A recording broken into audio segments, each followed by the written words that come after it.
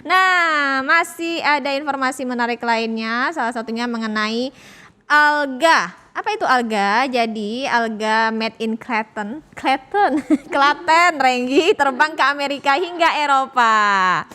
BUMDes dan pemuda di Desa Sidowayah, Kecamatan Tolan Harjo, Klaten, Jawa Tengah memproduksi berbagai produk berbahan mikroalga. Produksi berbahan alga itu bahkan sudah menjangkau Amerika dan negara-negara Eropa. Nah, di awal tadi saya bilang apa itu alga? Alga itu adalah sekelompok organisme autotrof yang tidak memiliki organ dengan perbedaan fungsi yang nyata. Alga pernah digolongkan pula sebagai tumbuhan bertalus. Yang masuk dalam kategori alga itu adalah ganggang hijau biru, ada ganggang coklat, ganggang merah, ganggang kemasan, ganggang diatom, glena, ganggang api. Dan manfaat alga sendiri itu banyak banget ternyata MG listener. Yang pertama bisa membantu membuang racun-racun di tubuh, meredahkan gejala alergi, sumber antioksidan, dapat memperbaiki kadar kolesterol, mengendalikan tekanan darah, meningkatkan daya tahan tubuh, serta untuk mengendalikan kadar gula darah. Kayak iklan, benar emang kayak iklan bacanya ya Bu Produser. Direktur Utama PT Algae Park Indonesia Mandiri, Rangga Warsita Aji menjelaskan awal mula nih mengembangkan alga itu dari penelitian saat kuliah dan 2018 mulai dirintis skala mikroproduksi. Hasilnya bisa diproduksi dan ditawarkan kembali.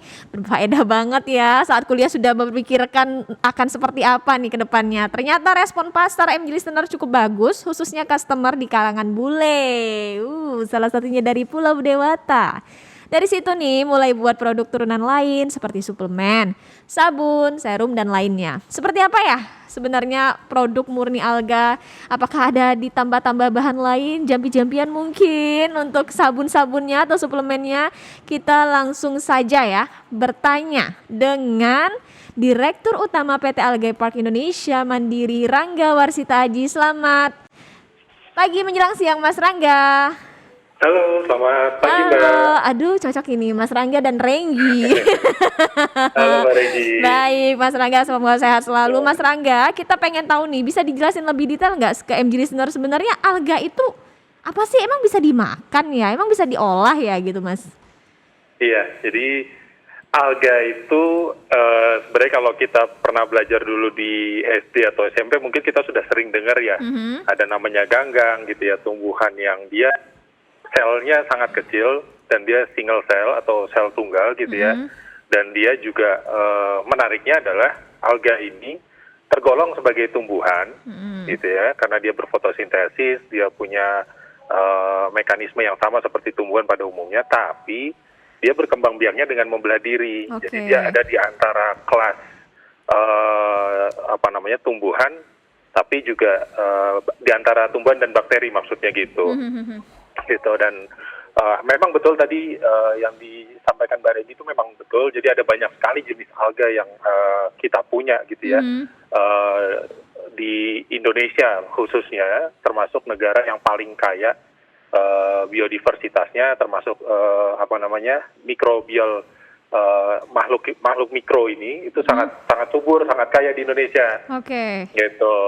Mas Rangga, gitu, kenapa alga Mas Rangga? Ini kan banyak sebenarnya kan yang bisa dimanfaatkan. Tapi kenapa saat itu terpikirkan alga? Apakah lagi jalan-jalan melihat alga mungkin? Atau memang sudah memiliki ketertarikan untuk bisa memanfaatkan alga lebih jauh?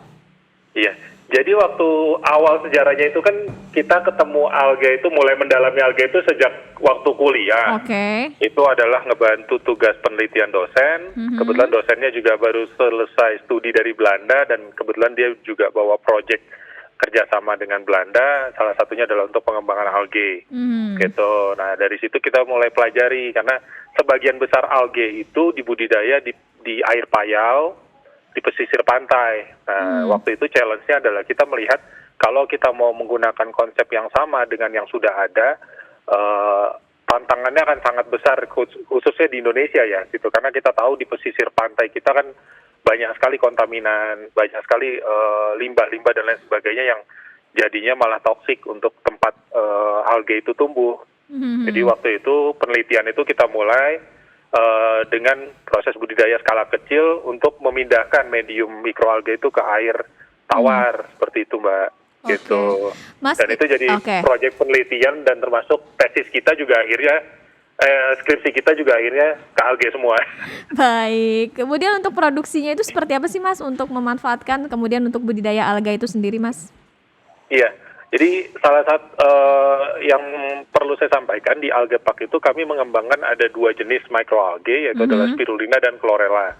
Ini 2 strain yang mungkin pasti teman-teman juga sudah familiar sebenarnya kalau yang sudah banyak tahu ya gitu ya. Nah, proses budidayanya sebenarnya cukup simple Mbak, gitu ya, cukup sederhana. Jadi kita kuncinya adalah kita punya strain bibit unggulan yang kita sudah kultur sejak sedemikian lama, yang sudah kita sesuaikan dan adaptasikan dengan lingkungan tropis seperti Indonesia ini gitu ya. Nah, setelah nanti proses pembibitan itu kita lakukan, lalu kita pindahkan ke medium yang lebih besar atau kolam yang lebih besar.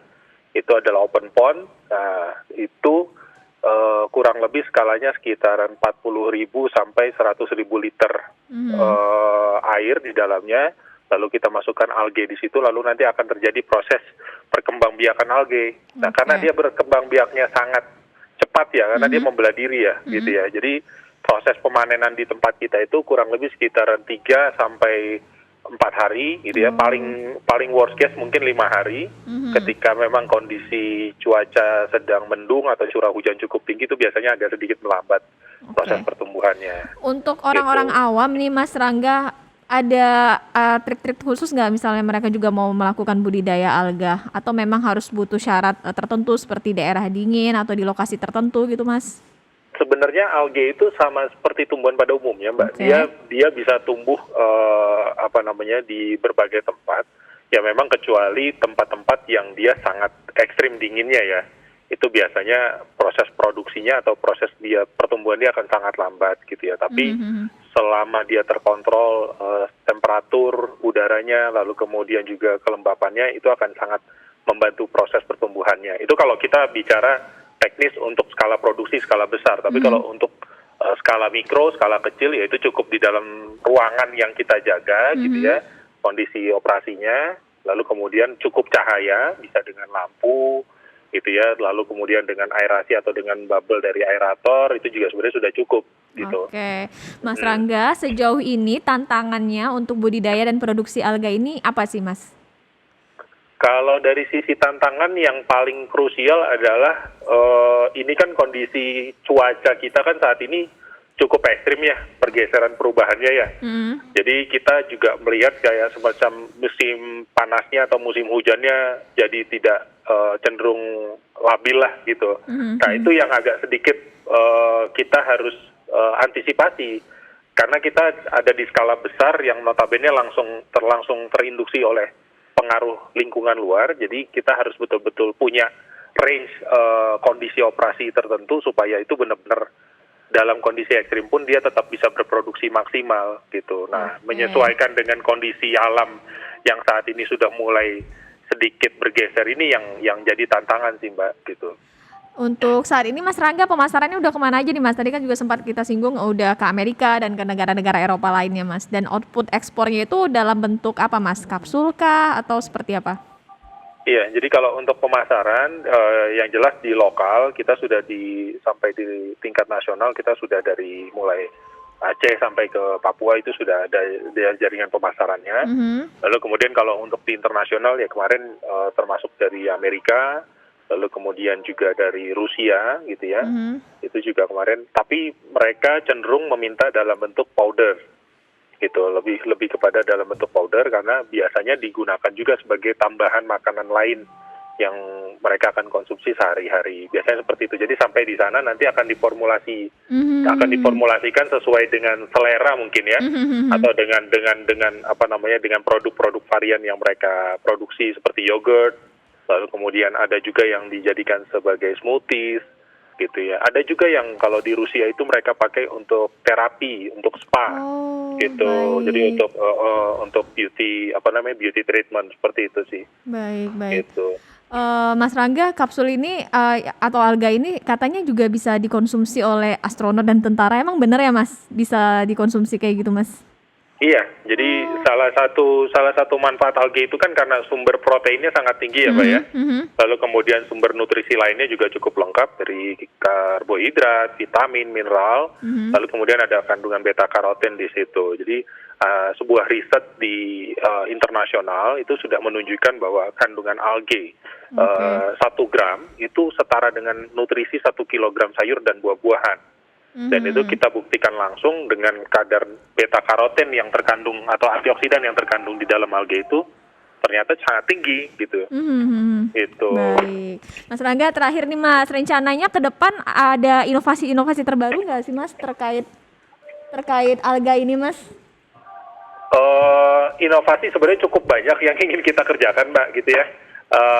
Cuman ini karena pandemi jadi agak sedikit ngerem, tapi kita sudah mulai menyusun proyeksi untuk skala industri yang lebih besar lagi, karena kita juga ada beberapa rencana kerjasama dengan pabrikan makanan di Indonesia, gitu ya, karena ke depan kita ingin menghadirkan alga itu bukan hanya dalam bentuk kapsul, bukan hanya dalam bentuk skincare, tapi betul-betul sebagai komposisi tambahan makanan yang nanti akan dikonsumsi sehari-hari seperti roti, seperti yogurt, seperti mie, gitu ya, dan lain sebagainya. Gitu, Mbak. Ternyata nggak terakhir Mas, produser saya masih penasaran, pastinya MG Listener juga penasaran untuk lokasi-lokasi budidaya alga itu sendiri Mas, yang daerah mana saja nih Mas saat ini Mas? Saat ini kita yang paling yang saat ini yang paling produktif itu ada di area Klaten, Mbak. Oh, Klaten. Cuman Klaten aja Mas? Di Jawa Tengah, lalu kemudian ada di Sukoharjo di Jawa Tengah juga ada. Oh, gitu. Kampung saya jadi belum masuk itu di Jambi. Oh, Jambi. Gitu. Baik. Kalau Indonesia bagian lain berarti memang belum ada rencana ya Mas Rangga untuk ke depannya seperti apa? Saat tawaran untuk kerjasama dengan beberapa Pemda di area timur sudah ada sebenarnya. Cuman kemarin kita belum sempat untuk eksekusi karena salah satu faktornya adalah pandemi. Lalu kemudian juga kita lihat memang kita perlu studi lebih lanjut ya untuk area-area tertentu seperti itu, Mbak. Mas, ini kan di masa pandemi nih Mas, kita juga baru bergeliat lagi nih ekonominya. Tadi kan juga sempat dipasarkan juga ke luar negeri. Saat ini respon dari pasar luar negeri sendiri apakah sudah mulai positif atau masih berdarah-darah nih Mas Rangga untuk mempromosikannya si alga ini? Kelihatannya sudah mulai positif, Mbak. Kalau zaman era-era berdarahnya tuh era-era 2018, ada ya, 2000, ternyata ngalamin juga. Ada 2018, 2019 tuh kita berdarah-darah sih. Gitu. Tapi pas 2020 masuk pas pandemi terutama ya, lalu kemudian saat ini itu ternyata responnya cukup baik dan sekarang kita sedang mulai penjajakan dengan negara lain seperti Swiss dan Jepang. Oke Mas, untuk respon dari pemerintah daerah kemudian pemerintah pusat sejauh ini seperti apa Mas koordinasinya? Apalagi kan kita tahu ini sangat berfaedah dan bermanfaat sekali ya Mas, tidak hanya untuk tadi kita tahu itu juga digunakan untuk dikonsumsi oleh astronot, kemudian ada nilai protein yang sangat tinggi. Sejauh ini komunikasi yang telah dibangun seperti apa Mas? Alhamdulillah kalau untuk pemerintah daerah dan pemerintah pusat saat ini sangat suportif ya Mbak ya. Jadi salah satunya adalah dengan kalau di pemerintah desa sendiri mereka sangat membantu kita untuk promote perizinan dan lain sebagainya. Itu kemudian dari Pemda Kabupaten Klaten juga sama, mereka sangat suportif mendukung kita. Bahkan dimasukkan juga sebagai salah satu produk andalan untuk pengentasan stunting gitu ya di Kabupaten Klaten. Nah, ya karena nutrisinya cukup tinggi dan insya Allah bisa jadi harapan ya untuk makanan formulasi atau makanan tambahan untuk bayi. Lalu kemudian untuk kementerian atau lembaga dari pemerintahan saat ini juga sudah sangat suportif dari BPPT kemarin atau BERIN gitu ya. Lalu kemudian dari Kemenperin juga saat ini mereka juga mendampingi kita untuk proses peningkatan kapasitas, untuk peningkatan kualitas atau quality control gitu ya. Mereka sangat membantu sih gitu. Mas, ada larangan nggak sih atau orang-orang tertentu yang hanya boleh mengkonsumsi alga ini misalnya untuk bayi nggak boleh atau ibu hamil juga nggak boleh atau memang bisa aman dikonsumsi oleh berbagai kalangan Mas? Jadi anak saya sendiri sejak usia 6 bulan itu sudah mulai kita kasih, Mbak. Sudah mulai kita kasih setengah gram setiap hari itu untuk konsumsi.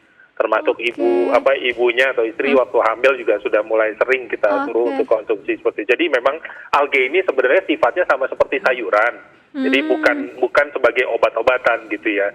Nah itu yang salah satu edukasi yang sebenarnya perlu kita bawa atau kita sampaikan ke masyarakat gitu. Jadi sebenarnya tidak ada pantangan untuk usia-usia tertentu untuk mengkonsumsi alge. Dan tidak ada side effect juga ya Mas, berarti efek sampingnya setelah mengkonsumsi itu gitu Mas? Tidak ada. Sejauh ini studi yang kita pelajari dan market experience yang kita lihat, justru yang ada malah proses perbaikan dari kesehatan atau kualitas kesehatan orang-orang yang rajin mengkonsumsi alge itu terjadi jauh lebih signifikan, Mbak, gitu. Oke, kalau kita mau dan tertarik ini gimana sih Mas caranya Mas bisa beli di mana? Kemudian bedain produknya itu aman atau asli itu gimana Mas? Jadi kalau misalnya memang nanti tertarik mungkin bisa sementara ini kita memang masih eksklusif market, Mbak, masih dari jaringan market kita sendiri. Tidak tersebar untuk rakyat jelata ya Mas Rangga. Gimana? Enggak Shopee di marketplace. Jadi tapi di e-commerce itu kita punya jaringan reseller atau distributor itu sudah mulai sudah ada di e-commerce, mungkin bisa dicari nanti di e-commerce gitu ya. Namanya apa Mas? Ada namanya Sprinter Gold. Sprinter Gold gitu ya, lalu Sprinter Blue. Gitu. Nah, itu dua produk kita yang termasuk salah satu dua produk primadona yang paling banyak dicari saat masa pandemi saat ini gitu. Nah, kalau teman-teman mau numpang promosi juga. Iya, jadi apa-apa. bisa lihat, bisa cek di Instagramnya di algepark.id. Oh, ada Instagram. Iya, algepark.id. Algepark, oke. Alge-nya pakai E ya, algepark.id. Ya, nah itu bisa DM langsung kalau mau yang tertarik jadi reseller atau distributor juga bisa terbuka juga. Bisa terbuka juga gitu. Oke. Mas Rangga, itu untuk terakhir nih. Ini kali ini terakhir kan nih benar-benar produser. Karena untuk harganya sendiri Mas masih terjangkau nggak nih Mas dengan kaum-kaum seperti kami, kaum-kaum seperti kami ya? Sejauh ini sangat terjangkau, Mbak. Masih terjangkau, oke. Jadi apalagi kalau teman-teman yang kalau dia tertarik dan dia cocok, kalau saran saya sih biasanya saya bilang lebih baik jadi distributor sekalian karena biasanya kalau orang sudah melihat kita konsumsi terus ngelihat kita berenergi, kita sehat dan imunitas kita baik, biasanya orang akan terinfluence gitu loh. Dan itu justru cara kita untuk mengenalkan produk kita ke masyarakat. Jadi kita malah iklan tuh nggak terlalu banyak sebenarnya, tapi lebih kayak mouth to mouth seperti itu. Nggak cuma jualan, tapi kita dari sisi penjualan juga mengkonsumsi secara langsung, bahkan keluarga juga mengkonsumsi ya Mas ya, jadi aman, baik. Betul. Dan Mas, kantong juga keisi ya. Amin. Jadi itu tadi ya listener. Terima kasih loh Mas, Direktur Utama PT Algepark Indonesia Mandiri, Mas Rangga Warsitaji sudah bergabung bersama kami di Morning Traffic.